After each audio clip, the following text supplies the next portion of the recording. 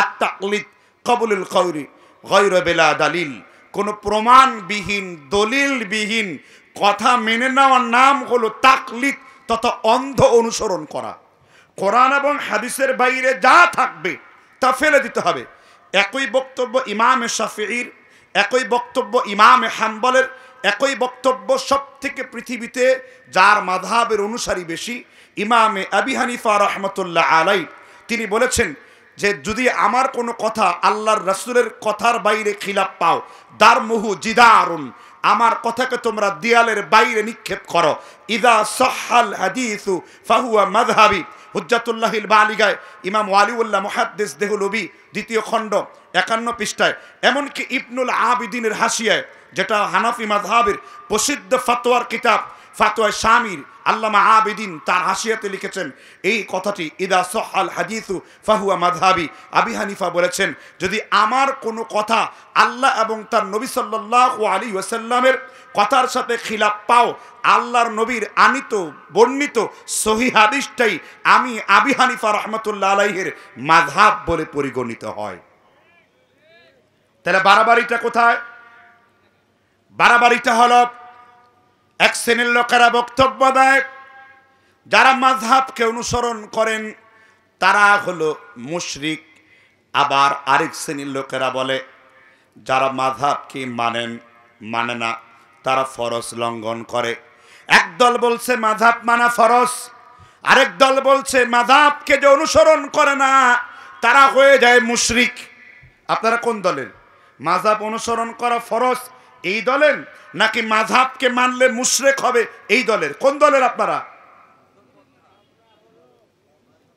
মাযহাব মানি না, মাযহাব মানলে মুশরিক, তাই তো? এই দলের। এটা যে কতটা বাড়াবাড়িপূর্ণ কথা! আল্লাহ বলছেন কোরআনের 2টি আয়াতে, লা তাগুলু ফিদ্দিন, তোমরা দিনের মধ্যে গুলু করো না, বাড়াবাড়ি করো না, ফাত্তান হয়ো না, ফিতনা সৃষ্টিকারী হয়ো না। আল্লাহর আনিত দিনে কোনো বাড়াবাড়ির কোনো সুযোগ নেই। আল্লাহর নবী বলেছেন মিশকাতুল মাসাবিহ, বাব হলো কিতাবুল ইতিসাম 2 নম্বর খণ্ড, হাদিস পৃষ্ঠা নম্বর 248 নম্বর, রাসূল আরবি সাল্লাল্লাহু আলাইহি ওয়াসাল্লাম আবু দাউদ এবং নাসাই থেকে সংকলন করা হয়েছে। রাসূল বলেছেন খায়রুল উমুরি আওসাতুহা, আমি আমার উম্মতকে মধ্যম পন্থা দেখতে চাই। মধ্যম পন্থা মানে এবি তাহা হায় ওবি তাহা হায়, এটাও ঠিক ওটাও ঠিক, এটার নাম মধ্যম পন্থা না। মধ্যম পন্থা হলো উত্তম পন্থা। আপনার যে আদর্শ সেই আদর্শকে মানুষের সামনে কোরআন এবং নবী সাল্লাল্লাহু আলাইহি ওয়াসাল্লামের হাদিস সহকারে মানুষের সামনে তুলে ধরবেন। কেউ যদি সেই দলিলকে মানে তো সেটা তার জন্য ভালো, আর কেউ যদি প্রত্যাখ্যান করে এটা তার জন্য ক্ষতি। আপনার কাজ হলো দুই পক্ষের দলিলকে সামনে এনে তার ভিত্তিতে কথা বলা, বাড়াবাড়িও না করা, সারাসারিও না করা। এটাই হলো উম্মতে মুসলিমদের স্লোগান, এটাই হলো আহলে সুন্নাহ ওয়াল স্লোগান, এটাই হলো আহলে হাদিসের স্লোগান, এটাই হলো সালফে সালেহিনদের স্লোগান। আমার কথা মনে হয় আপনারা বুঝেন নাই। আমি শেষ বেলা এই আলোচনা কেন করলাম? এই বাড়াবাড়ি চিত্রটা এখন আমাদের দেশে মারাত্মক, ঠিক না? ঠিক। একদল আয়াত দলিল দিচ্ছে, সূরাতুল আনআম দিয়ে প্রমাণ দেয়, ইন্নাল্লাযীনা ফাররাকু দীনাহুম ওয়া কানু শিয়া, যারা তার শিয়া ধর্মকে খণ্ড বিখণ্ড করেছে, টুকরা টুকরা করেছে, একদল হানাফি হয়ে গেছে, একদল মালিকি হয়ে গেছে, একদল শাফি হয়ে গেছে। এই আয়াত দিয়ে দলিল দেয় আল্লাহ তাআলা তাদেরকে মুশরিক বলে আখ্যায়িত করেছেন, যারা তাদের মাযহাবকে দলে দলে বিভক্ত হয়ে পড়েছে। সুতরাং কোরআন যদি তাদেরকে মুশরিক বলে, আর আমি আর আপনি কেন মুশরিক বলতে পারি না? একটা জিনিস ভালো করে বুঝবেন, হানাফি মাযহাব, মালিকি মাযহাব আর আহলে হাদিসের সাথে যেই দ্বন্দ্ব, এই দ্বন্দ্বটা হলো ইখতিলাফি দ্বন্দ্ব। কি দ্বন্দ্ব? ইখতিলাফি দ্বন্দ্ব। এই আয়াত দ্বারা তাদেরকে বলা হয় নাই। আম্মা জান আয়েশা সিদ্দিকা রাদিয়াল্লাহু আনহা তিনি কোরআনের এই আয়াতটি পড়লেন, আল্লাহর নবীর কাছে গমন করে বললেন, হে আল্লাহর নবী, এই আয়াত দ্বারা কাদেরকে বোঝানো হয়েছে আমাদেরকে একটু বুঝিয়ে বলে দিন। আল্লাহর নবীর স্ত্রী বলেন, ইন্নাল্লাযীনা ফাররাকু দীনাহুম ওয়া কানু শিয়া। এই আয়াত পড়ে কাদেরকে আমি বুঝবো কারা দিনের মধ্যে খণ্ড বিখণ্ড করেছে? আল্লাহর নবী মুহাম্মদ রাসূলুল্লাহ ইবনে মাজার তাফসীর অধ্যায়ের 4075 নম্বর হাদিস, আল্লাহর নবী আম্মা জান আয়েশাকে ভালোভাবে কোরআনকে বুঝিয়ে দিয়ে বললেন, এই আয়াত দ্বারা তাদেরকে বলা হয়েছে হুম আসহাবিল বিদআ, যারা বিদাতকে অনুসরণ করে চলে, হুম আসহাবুল আহওয়াই, যারা প্রবৃত্তির অনুসরণ করে, নিজের মন গড়া, কোরআনেও নাই হাদিসেও নাই, বেদালিলিক প্রমাণবিহীন মানুষকে যারা আন্দাজে কথা বলে আল্লাহর পথ থেকে বিচ্যুত করে দেয়। আল্লাহর নবী বলেছেন এখানে বিদআতির কথা বলা হয়েছে। আর দ্বিতীয় দল হলো এই আয়াত দ্বারা তাদেরকে বলা হয়েছে যারা কিনা আল্লাহ রাব্বুল আলামিনের দ্বীনকে নিজের মন গড়া ব্যাখ্যা করে। আল্লাহর নবী বলছেন যারা দ্বীনের মধ্যে বেদাত তৈরি করে, আনা মিনহুম বুরাউন ওয়া হুম মিন্নি বুরাউন, আমি রাসূল তাদেরকে ছেড়ে দিয়েছি আর তারাও তোমার নবী মুহাম্মদ রাসূলুল্লাহকে ছেড়ে দিয়েছে। এইজন্য যারা বিদআত তৈরি করে তারা আল্লাহর নবীকে ছেড়ে দিয়েছেন আর আল্লাহর নবীও তাদেরকে ছেড়ে দিয়েছেন। এটা হলো মা আয়েশাকে আল্লাহর নবী ব্যাখ্যা দিয়েছেন। ইবনে মাজার হাদিস। খুব বিরক্ত লাগতেছে কথা শুনে, না আমি বেশিক্ষণ সময় নেব না, তাহলে পরিবেশ সুন্দর করতে হবে। যে সময়টা আসে এটা রব্বুল আলামিনের লিখিত একটি সময়, কথা বুঝতে পারছেন কিনা? তাহলে বোঝা যাচ্ছে মাযহাব এই আয়াত দ্বারা কিন্তু আপনি কাউকে মুশরিক বলে ফতোয়া দিতে পারবেন না। এই আয়াতটি হলো ওই সমস্ত ফেরকা, যেমন কাদিয়ানি একটা ফেরকা, কারণ তাদের আমল এবং আকীদা বিশ্বাস হলো আহলে সুন্নাহ ওয়াল জামাআর বিপরীত। কারণ কাদিয়ানিরা রাসূলের রিসালাতকে অস্বীকার করে নিজেই নবী দাবি করেছে। রাসূল যেখানে স্পষ্ট বলেছেন আনা খাতামান নবিয়্যিন, আমি তোমাদের মধ্যে শেষ নবী, লা নবিয়্যা বা'দি, আমার পরে কোনো নবী আসবে না, বুখারী শরীফের হাদিস দ্বারা দালিল সাবিত করা হয়েছে। কিন্তু এরপরে যদি কেউ মিথ্যা নবী দাবি করে তাহলে সে পথভ্রষ্ট গোমরা। আপনি এই দলকে এই আয়াতের মাধ্যমে মুশরিক কিংবা কাফের ফতোয়া দিতে পারেন, যেহেতু তাদের দ্বারা কুফরুন বাওয়াহ, প্রকাশ্যে কুফরি হয়েছে। যেই কথাটা বিশ্বাস করলে পরে মুসলিমরা ইসলাম থেকে খুরুজ হয়ে যাবে, তারা ইসলামের গড়ি থেকে নওয়াকিজুল ঈমান, ঈমানকে ভেঙে তারা মুশরিক হয়ে গেছে। এই আয়াত দ্বারা আপনি কাদিয়ানীদের এই কথা বলতে পারবেন, কারণ তারা ফেরকায়ে বাতেলা, কারণ তারা ফেরকায়ে কি বাতেলা। তদ্রূপভাবে এই আয়াত দ্বারা আরো কিছু দল আছে। ইমাম আব্দুল কাদের জিলানী নাম শুনছেন না? কিতাব লিখেছেন কিতাবুল গুনিয়া, যেটা গুনিয়াতুত তালিবিন নামে প্রসিদ্ধ। 1 নম্বর খণ্ড, মিশরি ছাপ, 71 নম্বর পৃষ্ঠা, বাংলা অনুবাদ 1979, আন্দার কিল্লা চট্টগ্রাম, 1 নম্বর খণ্ড 108 নম্বর পৃষ্ঠায় স্পষ্ট আব্দুল কাদের জিলানী বলেছেন 10টি বড় দল থেকে এই পৃথিবীতে 73টি দল হবে। কয়টা দল থেকে? 10টি দল থেকে। এর মধ্যে খারেজি, এর মধ্যে মুরজিয়া, এর মধ্যে জাহমিয়া, এর মধ্যে মাতুরিদি, এর মধ্যে আশারি, এর মধ্যে কাদারিয়া, এর মধ্যে জাবারিয়া, এরকম 10টা দল থেকেই মূলত আপনার এই 73টা দল বের হবে।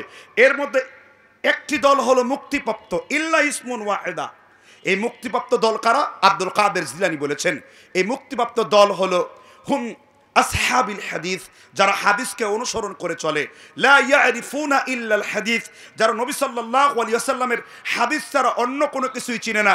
ওয়াল্লাযীনা ইয়াতাআহাদুনা মাযাহিবার রাসূল, যারা প্রত্যেকটি কাজে কর্মে দক্ষতায় আদর্শে সব জায়গাতে নবী সাল্লাল্লাহু আলাইহি ওয়াসাল্লামের বিশুদ্ধ হাদিসকে যারা অনুসরণ করে চলে, এই দলটাকে মুক্তিপ্রাপ্ত দল বলা হয়েছে। একই ব্যাখ্যা ইমাম আহমেদ ইবনে হাম্বল তার পুত্র ইমাম আব্দুল্লাহ কিতাবুস সুন্নাহ 8 নম্বর পৃষ্ঠাতে ইমাম আহমেদ ইবনে হাম্বলকে বলা হয়েছে ফিরকাতুন নাজিয়া মাহিয়া, মুক্তিপ্রাপ্ত দল কারা? ইমাম হাম্বল বলেছেন তারা হলো হাদিসকে অনুসরণ করে চলে, যারা হাদিসের ব্যাখ্যাকে অনুসরণ করে চলে। এরপরে ইমাম হাম্বল হাদিস এনেছেন লা তাজালু তায়ফাতুম মিন উম্মতি, আমার উম্মতের মধ্যে সর্বদা একটা দল থাকবে কাইমুনা আলাল আমরিল্লাহ, তারা আল্লাহর হুকুমের উপর প্রতিষ্ঠিত থাকবে। সুতরাং এই দলকে দ্বারা বোঝানো হয়েছে যারা হাদিসকে মহব্বত করে, হাদিসকে অনুসরণ করে, একই হুজ্জত ইমাম শাফিঈ রাহমাতুল্লাহ আলাইহি দিয়েছেন। বিখ্যাত কিতাব খতিব বাগদাদি উলুমুল হাদিসের পণ্ডিত, তার বিখ্যাত কিতাব তারিখে বাগদাদের 79 পৃষ্ঠায় ইমাম শাফিঈ বলেছেন, ইদা রাআইতু রাজুলাম মিন আসহাবিল হাদিস ফাকান্নি রাআইতুন নবিয়্য সাল্লাল্লাহু আলাইহি ওয়াসাল্লাম হাইয়া। আমি যখন কোনো হাদিস ওয়ালাদেরকে দেখি, আমি যখন কোনো হাদিসের উপর অকাট্য আমলকারীকে দেখি, মনে হয় যেন আমি আল্লাহর নবীকেই আমার সামনে জীবিত দেখি। এই কথাগুলো দ্বারা কি প্রমাণ হয়েছে? এই কথাগুলো দ্বারা প্রমাণ হয়েছে তাহলে হানাফি মাযহাব একটা ফেরকা আর তারা মুশরিক, মালিকি মাযহাব একটা ফেরকা তারা মুশরিক, শাফি মাযহাব যারা ফেরকা তারা মুশরিক, হাম্বলি মাযহাব একটা ফেরকা তারা মুশরিক। অসম্ভব! এই অসংলগ্ন কথাবার্তা কোন সময় কোন আলেম বলেনি, ইবনে তাইমিয়া বলেনি, ইবনুল কাইয়্যিম বলেনি, ইমামে যাহাবী বলেনি, ইবনে কাসির বলেনি, আহমেদ ইবনে শাকির বলেনি, নাইলুল আওতারের লেখক ইমাম শাওকানি বলেনি। আপনারা কিভাবে বলেন? আপনারা কিভাবে একটা ভিন্নপন্থী আমল করলে তাকে মুশরিক বলে ফতোয়া দেন? এটাই হলো দিন ধর্মের মধ্যে বাড়াবাড়ি। কখনো শরীয়ত এটাকে সাপোর্ট করে না। আপনি তাকে বুঝাবেন দুই দলিলের মধ্যে। উদাহরণ দেবে একটু। পৃথিবীতে সমগ্র মাযহাবের আমলগুলো, দলিলগুলো কোনো না কোনো হাদিস দ্বারা সাব্যস্ত। পৃথিবীতে যত মাযহাব আছে সব মাযহাবের দলিল কোনো না কোনো হাদিস দ্বারা কি সাব্যস্ত। কিন্তু কথা আছে, আপনি তাহলে কিভাবে দলিল দিবেন? আপনি বলবেন, ভাই আপনি নামাজে কিভাবে আমিন বলেন? এখানে আস্তে আমিন বলেন না জোরে আমিন বলেন? আবার আস্তে আমিন অনেকে বলেন কিনা?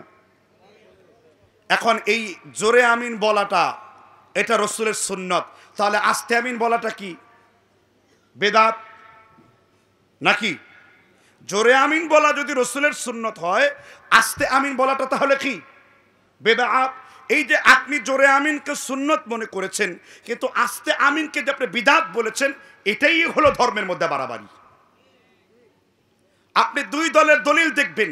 আপনি যে হাদিস দিয়ে দলিল দিয়েছেন, ওয়ান ওয়াইল ইবনে হুজুর রাদিয়াল্লাহু আন, ওয়াইল ইবনে হুজুর বলেছেন, আমি আল্লাহর নবীর সাথে নামাজ পড়লাম, দেখলাম রাফা বিহা সাউতাহু গুফিরা লাহু মা তাকাদ্দামা মিন যামবি। আমিন এত জোরে আওয়াজ, উচ্চ আওয়াজে করলেন, যে ব্যক্তি ইমামের পিছনে উচ্চ আওয়াজে আমিন বলে তার পিছনের গুনাহগুলো আল্লাহ ক্ষমা করে দেন। এই হাদিস তিরমিজির কিতাবুস সালাতের 738 নম্বরে রয়েছে। ঠিক তার 3টা হাদিসের পরে রয়েছে একই সাহাবী থেকে বর্ণিত। কি বলা হয়েছে? যে খাফাদা বিহা সাউতাহু, ওই ওয়াইল ইবনে হুজুর বর্ণনা করেছেন, নবী সাল্লাল্লাহু আলাইহি ওয়াসাল্লাম বলেছেন, খাফাদা বিহা সাউতাহু গুফিরা লাহু মা তাকাদ্দামা মিন যামবি। যে ব্যক্তি ইমামের পিছনে আস্তে আমিন বলে তার পেছনের গুনাহগুলোকে আল্লাহ সুবহানাহু ওয়া তাআলা ক্ষমা করে দেন। তাহলে দলিল দুইটি হলো। একটি দলিল হলো মুহাদ্দিসদের নিকটে ইমামে বুখারী বলেছেন, আমার কাছে আবু সুফিয়ানের বর্ণিত হাদিস, ইমামে শুয়বার হাদিস থেকে, আবু সুফিয়ানের হাদিস থেকে, ইমাম শুয়বার হাদিস থেকে, আবু সুফিয়ানের হাদিসটিকে আমি অগ্রগণ্য একটু বেশি করি। আপনি বলবেন, মুহাদ্দিসদের মত উল্লেখ করবেন, তারপর বলবেন যে আপনার আস্তে আমিনের চাইতে আপনার জোরে আমিনের হাদিসটি বেশি। এখন যদি ইস্তিহাবের ভিত্তিতে আপনার জোরে আমিন শক্তিশালী হয়, তাহলে আপনি পূর্ণ সওয়াব পাবেন। আর ইস্তিহাবের ভিত্তিতে তার হাদিস যদি আমিন আসতে হয়, তাহলে সে আপনার অর্ধেক সওয়াব পাবে। সওয়াব সে পাবে, আপনি একটু বেশি পাবেন, সে একটু কম পাবে। কেননা আতার পরে আছে আল মুজতাহিদু ইখতি ওয়া ইউসিবি। গবেষক কখনো সঠিক করেন, গবেষক কখনো ব্যাটিক করেন। এই জন্য সব থেকে উত্তম পন্থা হলো আল্লাহ সূরা বাকারার 143 নম্বর আয়াতে বলেছেন, ওয়া কাযালিকা জাআলনা উম্মাতান ওয়াসাত। আমি আল্লাহ চাই আমার উম্মত মধ্যম পন্থা অবলম্বন করে চলুক। এই জন্য আপনি জোরে আমিন, এটা আপনার হুজ্জত আছে, এটা আপনার দলিল আছে, কিন্তু আপনি প্রমাণ দিবেন, তাকে বুঝাবেন। কিন্তু আরেকজনকে বিদআতি বলে, বাতিল বলে তাকে কষ্ট দিয়ে নয়, দলিল দিয়ে দুই দলিলের মাঝখানে পার্থক্য সৃষ্টি করে বলবেন। এটাই হলো আহলে হাদিস বা সালাফদের বৈশিষ্ট্য ছিল। আপনার আমাদের বৈশিষ্ট্য কি? আপনার আমার বৈশিষ্ট্য কি? বাড়াবাড়িতে লিপ্ত হওয়া। আমি একটা কথা বলি, আমি একটা কথা নাম, কোনো একটা দলের নাম শুনলাম, আমাকে কোনো দলের মাপকাঠি দিয়ে মাপবেন না। আমার কাছে আহলে হাদিস আন্দোলন যেই নয়নের মণি, আমার কাছে জমিয়ত আহলে হাদিস নয়নের মণি। আমার কাছে যদি কোনো একজন হানাফি আকীদা সহিহ হয়, আল্লাহর রাসূলের উপর হাদিসের উপর আমল করে, সেও আমার নয়নমণি। আমার কাছে দলিল হলো প্রমাণ। ইবনে মাসউদ রাদিয়াল্লাহু তাআলা আনহু বলেছেন, আল জামাআ মা ওয়াফাকাল হক ইন কুনতা ওয়াহদাক। মুসনাদ আহমদের মধ্যে, মুসলিম শরীফের কিতাবুল ইমারাতের বিক্ষিপ্ত সূত্রে, মাওকুফ সূত্রে হাদিস এসেছে। মুসনাদ আহমদের মধ্যে ইবনে মাসউদের সূত্রে, ইবনে মাসউদের মুসনাদে হাদিস এসেছে 3089 নম্বর। ইবনে মাসউদ বলেছেন, আল জামাআ মা ওয়াফাকাল হক ইন কুনতা ওয়াহদাক। পৃথিবীর যে কোনো জায়গায় কোনো মানুষ যদি আল্লাহর কিতাবুল্লাহ, নবী সাল্লাল্লাহু আলাইহি ওয়াসাল্লামের হাদিসকে অনুসরণ করে চলে, সেই তোমার আল জামাআর লোক, সেই তোমার দলের লোক, সেই তোমার ইসলামের লোক। সুতরাং ইসলামের মধ্যে এত ভাগাভাগি নাই, এত গ্রুপিং নাই, ক্লাসিফিকেশন নাই। আপনি যদি আল্লাহর নবী এবং রাসূলুল্লাহর হাদিস মেনে চলেন, এটাই হলো আপনার আন্দোলন, আর এটাই হলো সহিহ হাদিসের আন্দোলন। ঠিক না ঠিক জুড়ে বলেন। আমরা কেন বাড়াবাড়িতে লিপ্ত হচ্ছি? আমি এই কথাগুলো বলতাম না। দুই দলের মধ্যে চরম আকারে বাড়াবাড়ি, এটাতে গেলে একটি বিষয় বাড়াবাড়ি। বাড়াবাড়ির দ্বিতীয় দিক, একটা আমলকে কেন্দ্র করে আমরা একজন আরেকজনকে মুশরিক বলে প্রমাণ করছি। কখনো কখনো ইমাম আবু হানিফার চাইতে ইমাম শাফির দলিল শক্তিশালী, আবার কখনো কখনো ইমাম শাফির চাইতে ইমাম হাম্বলের দলিল শক্তিশালী। কিরকম? ইমাম আবু হানিফা বলেছেন ওযু করে স্ত্রীকে স্পর্শ করা জায়েজ। ইমাম শাফি বলেছেন ওযু করে স্ত্রীকে ধরলে ওযু নষ্ট হয়ে যাবে। ইমাম মালিক ইমাম আবু হানিফার মত গ্রহণ করেছেন। ইমাম হাম্বলের হাম্বলি ফিকের অন্যতম গ্রন্থ মুগনি কিতাবে আল্লামা ইমাম কুদামা রহমতুল্লাহ আলাইহি মালিকি মাযহাবের মত পোষণ করেছেন, শাফি মাযহাবের, যে স্ত্রীকে স্পর্শ করলে ওযু ভেঙে যাবে। তাহলে মত কিন্তু আপনার এখানে দুইটি আসলো। এক দলের মত হলো ওযু করে স্ত্রীকে ধরলে ওযু নষ্ট হবে। আবু হানিফা বলেছেন যে না, ওযু করে স্ত্রীকে ধরলে ওযু নষ্ট হবে না। কয়টা মত হলো? তাহলে এখন আপনি কোনটা নেবেন? কোরআনুল কারীমের সূরা নিসার 59 নম্বর আয়াতে আল্লাহ বলেছেন, ইয়া আইয়ুহাল্লাযীনা আমানু আতিউল্লাহ ওয়া আতিউর রাসূল। তোমরা আল্লাহর আনুগত্য করো, রাসূলের আনুগত্য করো, এবং উলিল আমরের আনুগত্য করো। উলিল আমরকে, উলিল আমরের ব্যাখ্যা যদিও কোনো ব্যক্তি হিসেবে এটা খাস না, বরং উলিল আমরের ব্যাখ্যা সময় সাপেক্ষে আম, এটা নাফরুন আম বলা হয়। রাষ্ট্রপ্রধান উলিল আমর হতে পারে, আপনার দলের আমির উলিল আমর হতে পারে, আপনার পিতামাতা উলিল আমর হতে পারে, আপনার ইমামগণ আপনার উলিল আমর হতে পারে। দেখেন আল্লাহর ক্ষেত্রে আতিউ শব্দ ব্যবহার করেছেন, রাসূলের ক্ষেত্রে আতিউ শব্দ ব্যবহার করেছেন, কিন্তু উলিল আমরের ক্ষেত্রে আতিউ শব্দ ব্যবহার করেননি। কারণ উলিল আমরের কথা যদি তানাজা শাইইন ফারুদ্দুহু ইলাল্লাহি ওয়া রাসূল, আল্লাহর কিতাব এবং রাসূলের কিতাবের সাথে যদি খেলাফ হয়, তাহলে তানাজা করতে বলেছে, ফিরে আসতে বলেছে, দলিল খুঁজতে বলেছে, কিতাবুল্লাহ খুঁজতে বলেছে, রাসূলের হাদিস খুঁজতে বলেছে, উলিল আমরের কাছে আপনি ফিরে যাবেন। এখন ইমামে আবু হানিফা যে দলিল দিয়েছেন যে ওযু করে আপনার স্ত্রীকে ধরলে ওযু ভাঙবে না, এক্ষেত্রে আবু হানিফা আবু দাউদের কিতাব ও তাহারাত অধ্যায়ের 2030 নম্বর হাদিস দলিল দিয়েছেন। আল্লাহর নবী সাল্লাল্লাহু আলাইহি সাল্লাম ওযু করে এসে মা আয়েশা রাদিয়াল্লাহু আনহাকে কুব্বালাত খাদ্দিন, তিনি তার গালের নরম অংশ চুমুই দিলেন, তাকে স্পর্শ করলেন। আল্লাহর নবী ওযুকে দোহরালেন না। আবু হানিফা সেই দলিল দিয়েছেন। এইখানে আবু হানিফা ইমাম শাফির চাইতে আবু হানিফা রাহিমাহুল্লাহর দলিল শক্তিশালী। এই জন্য আমি সবসময় বলে থাকি, পৃথিবীতে যদি কোনো ইনসানে কামেল থাকে, পৃথিবীতে যদি কোনো অর্ধ অনুসরণের কোনো যোগ্যতম ব্যক্তি থাকে, তিনি হলেন জনাবে মুহাম্মদ সাল্লাল্লাহু আলাইহি ওয়াসাল্লাম। প্রত্যেকটি মাসআলা আমরা বাড়াবাড়িতে লিপ্ত আছি। এই বক্তব্যটা ওই ব্যক্তিদের পছন্দ হচ্ছে না যেই ব্যক্তিরা বাড়াবাড়িতে লিপ্ত আছে। এর একটা দলিল দিচ্ছি। মুয়াজ ইবনে জাবাল, নাম শুনছেন না? সহিহ বুখারীতে বর্ণিত রয়েছে হাদিস। তিনি সারা রাত্র রাসূলের সাথে রাত্র কাটিয়ে এসেছেন, তিনার মহল্লায় এসেছেন। কিছু সাহাবীরা মনে করলো মুয়াজকে দিয়ে ফজরের নামাজ পড়াই, কারণ সে রাসূলের সাথে সময় কাটিয়ে এসেছে। মুয়াজ ইবনে জাবাল রাদিয়াল্লাহু তাআলা তিনি ফজরের নামাজ পড়ালেন। তিনি প্রথম রাকাতেই সূরা ফাতিহার পরে সূরা বাকারা লম্বা তেলাওয়াত করলেন। একজন সাহাবী জমিনে সেচের কাজ করত, বাগানের মালি ছিল। তিনি কষ্ট সহ্য করতে না পেরে তিনি নামাজকে পুনরায় আবার দোহরালেন, মানে তিনি জামাত ছেড়ে দিয়ে আলাদা পৃথক নামাজ পড়লেন। সাহাবারা তাকে জিজ্ঞেস করলেন, তাকে বললেন আপনি নামাজ ছেড়ে পুনরায় আবার নামাজ কেন পড়লেন?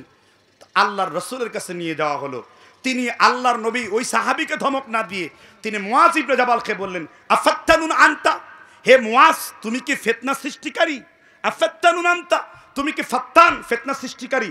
তুমি যদি পড়তে ওয়াসসামা ইদাতিল বুরুজ সাব্বিহিসমা রাব্বিকাল আ'লা কিংবা মধ্যম কিরাতে তুমি যদি সালাতে কিরাত পড়তে, তাহলে এই লোকটা কষ্ট স্বীকার না করে তাহলে আর নামাজকে দোহরাতো না। তুমি ইবাদত করার ক্ষেত্রে কি করেছো?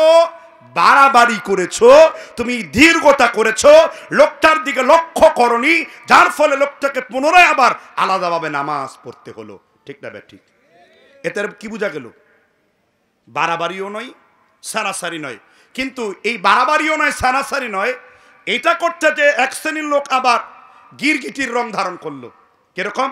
এটাও ঠিক, ওটাও ঠিক, এটাও ঠিক কথা নয়। ঠিক আপনার একটি, কিন্তু আপনি ঠিক করতে যে অন্য আরেকটি মতকে কেন্দ্র করে তাকে আপনি তাকফির করতে পারবেন না, তাকে আপনি কাফের বলতে পারবেন না। এই নিয়ে তো এমন দলাদলি যে কেউ কাউকে মুসলমান মনে করে না, কেউ কাউকে মুসলমান মনে করে না, একজন আরেকজনের গীবত শেখায়াতে লিপ্ত, শেষ পর্যন্ত তাকে বিদআতি বলে ফতোয়ার আস্পালন করে। এটা কখনোই ইবনে তাইমিয়ার শিক্ষা নয়, এটা কখনোই একজন প্রকৃত সালাফের শিক্ষা নয়। আল্লাহ তাআলা আমাদেরকে বুঝবার তৌফিক দান করুন। বিষয় ছিল ধর্মে বাড়াবাড়ি। ধর্মের ক্ষেত্রে আরো কিছু বাড়াবাড়ি আছে। আকীদার ক্ষেত্রে কোনো ছাড় কাউকে দেওয়া যাবে না। আকীদার ক্ষেত্রে কোনো ছাড় কাউকে দেওয়া যাবে না। যেমন একজন লোক পীরের কাছে মুরিদ হয়, এটা আবু হানিফার অংশ নয়। হানাফি মাযহাব শুধু 4টা জিনিসের উপর আছে।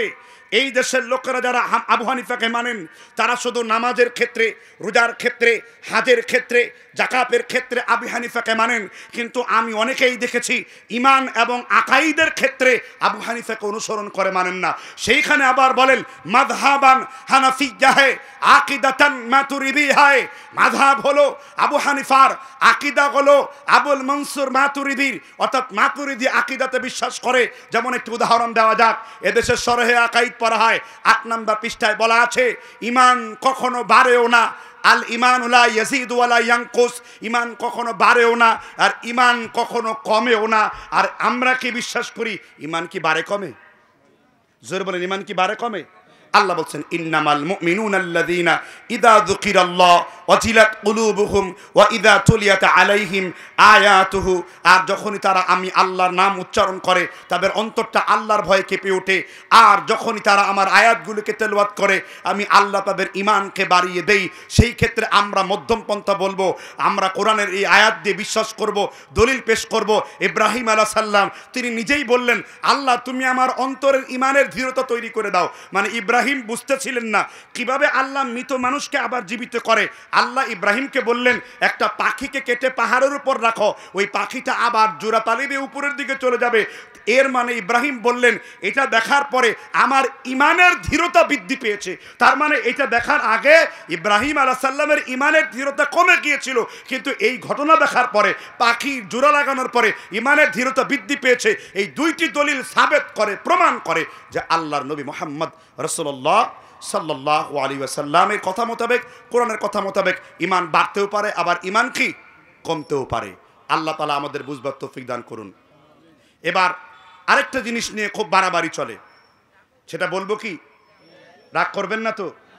আরেকটা জিনিস নিয়ে বাড়াবাড়ি হলো আমাদের দেশে ইকামতে দিন নিয়ে চরম বাড়াবাড়ি করে, চরম বাড়াবাড়ি করে। এটা না বুঝার কারণে। শারা'a লাকুম মিনাদ-দীন মা ওয়াসা বিহি নূহু ওয়াল্লাযী আওহাইনা আন আকিমুদ-দীন ওয়া লা তাতাফাররাকু। আপনি পৃথিবীর যে কোনো তাফসীর খুলেন, আগে ফি দিলালিল কোরআন খুলি, আল্লামা সাইয়্যিদ কুতুব শহীদ কি বলেছেন? তিনি তাফসীর ফি দিলালিল কোরআনে বলেন ইকামতে দিন সম্পর্কে যে ইকামতে দিন কি, তিনি বলেছেন হুয়া তাওহীদ, আল্লাহর একত্ববাদ, অর্থাৎ এই জমিনে আল্লাহর তাওহীদকে প্রতিষ্ঠিত করা, উলুহিয়া রুবুবিয়া, আসমা সিফা, আল্লাহর গুণাবলীর তাওহীদ, আল্লাহর কর্তৃত্ব তাওহীদ, এটা প্রতিষ্ঠিত করা হলো ইকামতে দিন। কে বলছেন? আল্লামা সাইয়্যিদ কুতুব শহীদ রাহমাতুল্লাহ আলাইহি। এটা ব্যাখ্যা করতে যে তাফসিরে ইবনে আব্বাস 687 হিজরিতে সমাপ্ত।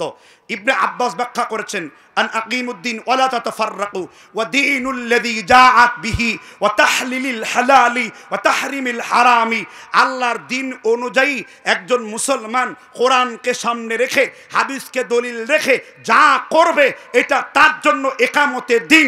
সে যদি হালালকে হালাল জানে, হারামকে হারাম জানে, এটাও হলো ইকামতের দিনের একটি অংশ, এটাও ইকামতের দিন। একই কথাটা তাফসিরে থেকে বাইদুবিতে এসেছে, একই কথাটা তাফসির রুহুল মানিতে এসেছে, একই কথাটা আপনার আধুনিক তাফসির সাহাবীর মধ্যে এসেছে, একই কথা এসেছে। এর মানে কি নয়, এর মানে কি রাষ্ট্রীয় জীবনে ইসলাম নেই? রাষ্ট্রীয় জীবনে ইসলাম থাকা এটা একামতের দিনের একটি অংশ, কিন্তু এটাই কেবল একমাত্র একামতের দিন, এটা বাড়াবাড়ি। এই জন্য এখানে দুই শ্রেণীর লোক খুঁজতে পাওয়া যায়। রাষ্ট্রীয়ভাবে একামতের দিনের কাজ করে না বা সেটা তামান্না করে না, এটাও যেমন একটা বাড়াবাড়ি। আর শুধুমাত্র রাষ্ট্র গঠনই একামতের দিন, নামাজ রোজা হজ যাকাত কোনো কিছুর গুরুত্ব নাই, এটাও চরম আকারের বাড়াবাড়ি। মাঝখানে হলো একামতের দিনের প্রত্যেকটা কাজ একামতের দিনের অংশ। এই যে আমি আজকে ওয়াজ করতেছি, এটা একামতের দিনের অংশ। এর দলিল কি? এর দলিল মুসলিম শরীফের হাদিস। আল্লাহর নবী বলেছেন, কেউ যদি মা মিন মুসলিমিন ইয়াবিতু তাহিরান ফায়াতাআরু মিনাল লাইল ফায়াসআলুল্লাহ খায়রান।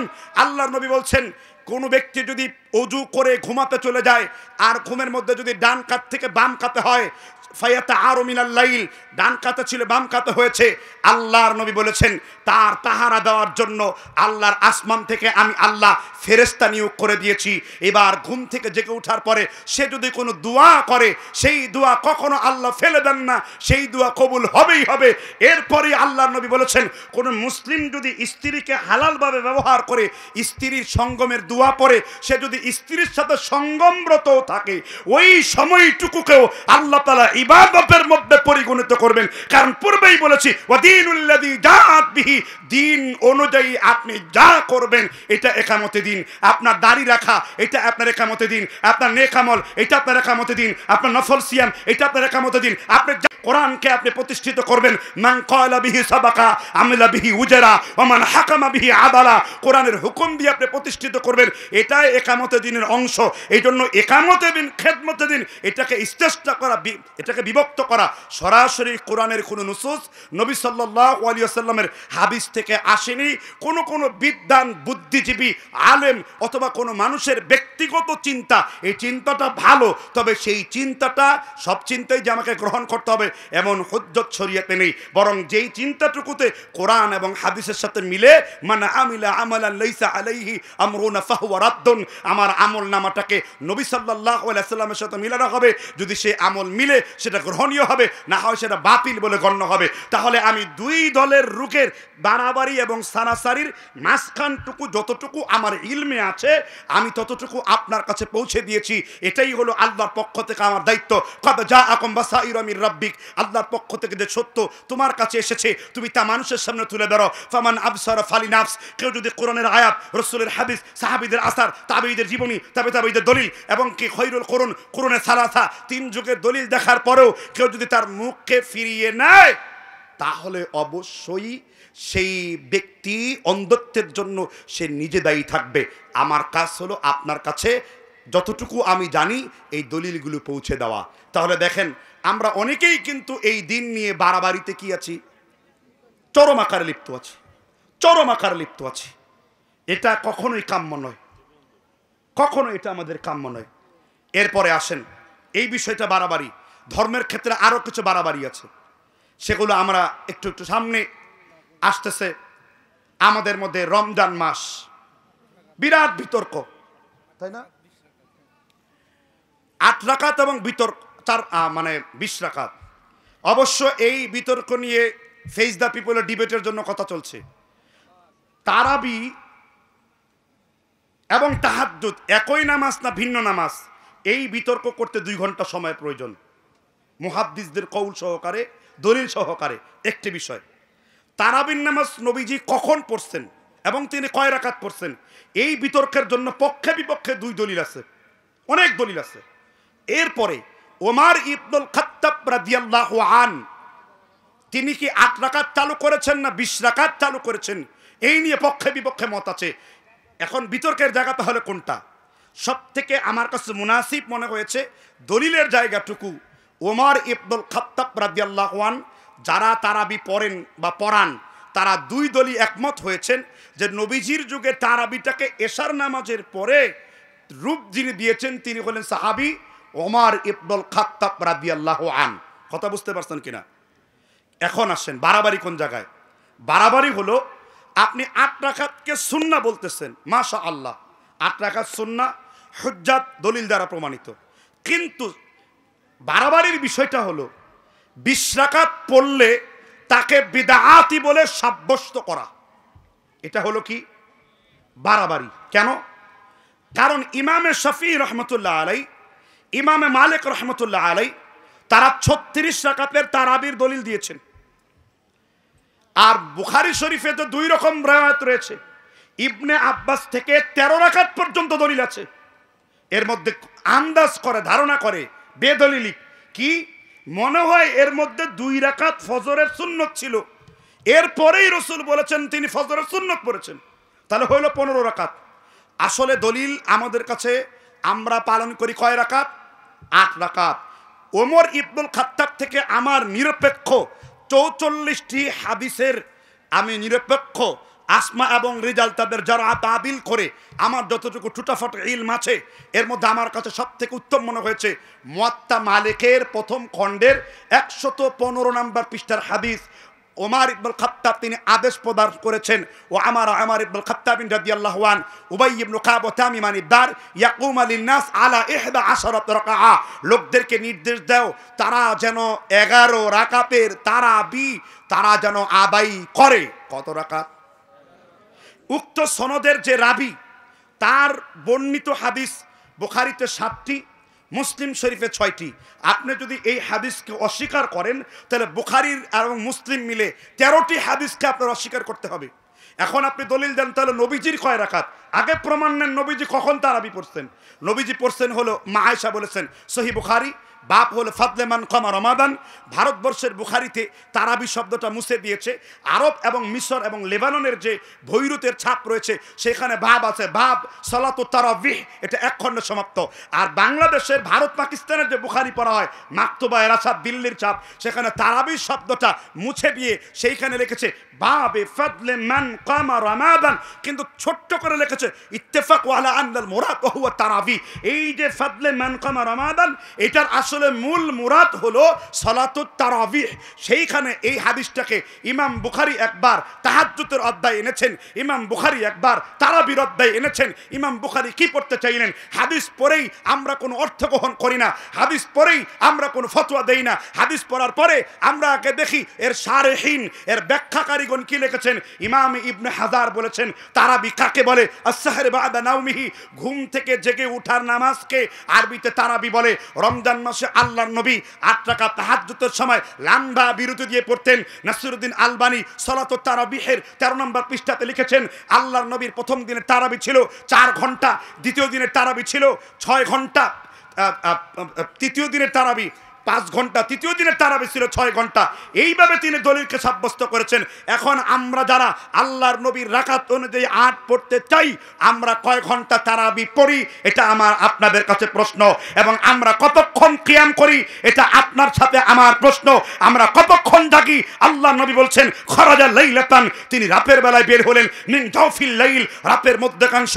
তৃতীয় দিনের পরে চতুর্থ দিন পড়লেন না ফরজ হয়ে যাওয়ার আশঙ্কায়। এরপরে আল্লাহর নবী বলছেন ওয়ালাকিন্নী খাশিতু তুফতারাদা আলাইকুম ফাতাজিসু আনহা, আজকে যদি আমি তারাবি পড়িয়া লইতাম তাহলে এটা তোমাদের জন্য ফরজ হয়ে যেত। তার মানে ফরজের বাইরে যা আছে এটা আপনার জন্য নফল, আর নফলের রাকাত নিয়ে আপনি বাড়াবাড়ি করেন এতে আপনি বিফল। কিন্তু রাকাত সংখ্যা 8, কিন্তু কেউ যদি 20 পড়ে 55 পড়ে, এমনকি বুখারীতে 4 রাকাতের দলিলও আছে। কারণ ওই দিন আল্লাহর নবীর 4 রাকাতের বেশি পড়ার সুযোগ হয়নি, সময় হয়ে গেছে, সাহারির সময় হয়ে গেছে, অর্থাৎ ফজরের সময় সমাগত হয়ে গেছে, তিনি ওই দিন পড়েননি। মোট কথা হলো, ধর্তব্য হলো, ইবনে তাইমিয়া রাহিমাহুল্লাহ ফতোয়ার কিতাব লিখেছেন মাজমুআতুত ফতোয়া 36 খণ্ড 128 পৃষ্ঠা, মোট 37 খণ্ড সমাপ্ত। তিনি বলেছেন যে এই কিতাবের মধ্যে তিনি তারাবির রাকাত সংখ্যাটা উজ্জ্ব রাখছেন। তিনি না 8 বলছেন, তিনি না 20 বলছেন, তিনি কি রাখছেন? উজ্জ্ব রেখেছেন। কারণ ইবনে তাইমিয়া মনে করতেন তারাবি হলো কয় রাকাত? মানে 8 রাকাতই, কিন্তু ইবনে তাইমিয়া 20 রাকাত বা এর চাইতে বেশি যদি কেউ পড়ে তাদেরকে বিদাতি বলে সাব্যস্ত করেননি।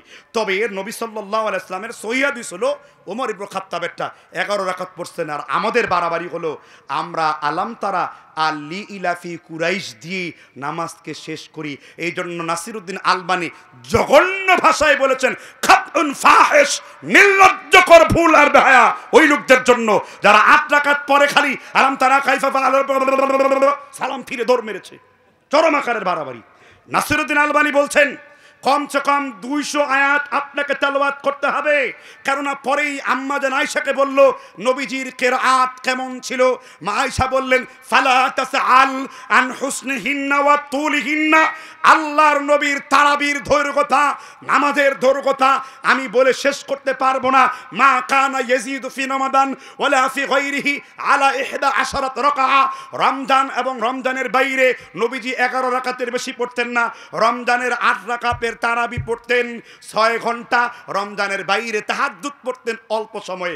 এই হলো তারাবি আর তাহাজ্জুদের মোটামুটি একটি বিশ্লেষণ। তাহলে আমার এই আলোচনা দ্বারা কি বুঝলাম? বাড়াবাড়ি হলো এই 20 রাকাত পড়লে কাউকে বিদাত বলে ফতোয়া দেওয়া, আর সারাসারি হলো এই 8 রাকাত নিয়ে আলাম তারালি ইলাফি পড়া। আর 20 রাকাতের যে আজকের অবস্থা, আজকের যে হালত, ওইভাবে এত বেশি না পড়ে অল্প সংখ্যক সূরা দিয়ে লম্বা সময় তারাবি 8 রাকাতেই পড়াই কামালউদ্দিন বিন হুমাম, আল্লামা বদরউদ্দিন আইনি বুখারী শরীফের সরা। আর আনোয়ার শাহ কাশ্মীরি স্পষ্ট করেছেন ফাইজুল বারিতে ইন্নাহু কানা তাসলিমান ওয়া থামানিয়া রাকাআ, এ কথাই ঠিক। তারাবি 8 রাকাত ওয়া ইম্মা 20 রাকাআ ইয়াদুফাল ইত্তেফাক, ইত্তেফাক হয়ে গেছে। জামালউদ্দিন জাইলাই নাজবুর রায়াতে লিখেছেন ইত্তেফাক দলিল হয়ে গেছে যে আল্লাহর নবী সাল্লাল্লাহু আলাইহি সাল্লামের 8 রাকাতের হাদিসটি সহিহ, 20 রাকাতের হাদিসটি দুর্বল। কার কথা? হানাফি মাযহাবের প্রধান মুহাদ্দিস, বুখারী শরীফের ব্যাখ্যাকার, ফাইজুল বারী লেখক, ভারতবর্ষের বুখারী ক্ষেত্র আল্লামা আনোয়ার শাহ কাশ্মীরি। কিন্তু এখানে শেষ নয়, আবার আহলে হাদিসের মুহাদ্দিস দেখেন কি গন্ডগোল লাগিয়েছে। আল্লামা সানাউল্লাহ অমৃতসারী, নাম শুনছেন কিনা? শুনছেন না আপনারা? আল্লামা সানাউল্লাহ অমৃতসারী বলছেন আমার কাছে তারাবি 20 রাকাত, কারণ 20-এর মধ্যে 8 আছে। গন্ডগোল আছে না নাই? হানাফি বলতেছে আমার কাছে তারাবি 8 রাকাত, 20 রাকাত দুর্বল। আর এই আহলে হাদিস বলতেছে আমার কাছে তারাবি কয় রাকাত? 20 রাকাত, কারণ 20-এর মধ্যে 8 আছে, 8-এর মধ্যে 20 নাই। কারণ কি? কারণ যেই মুহাদ্দিস হাদিসের বুঝ যেইভাবে তার কাছে এসেছে তিনি তার দলিল পেশ করেছে। এই ক্ষেত্রে মধ্যম পন্থা কি হবে? মধ্যম পন্থা হবে আমরা যদিও 8 রাকাত পড়ি, কমসে কম কয়শো আয়াত। এটা আমি বলি নাই, কে বলছেন? নাসিরউদ্দিন আলবানী। কোন কিতাব? সলাতুত তারাবি নামের একটা বই লিখেছেন তিনি। সলাতুত তারাবি নামের একটা কি লিখেছেন? বই লিখেছেন তিনি। তিনি সেখানে কথা বলেছেন। আমার বক্তব্যের সময় গড়িয়ে এসেছে, আমার মনে হয় আপনাদের খুব বিরক্ত লাগতেছে। আর আমাদের দেশে ওয়াজ হলো কি জানেন? হুজুর এত সুন্দর সকালে জিব্রাইলের কি দরকার, একটু বলেন তো দেখি জিব্রাইল কোথায় আছে?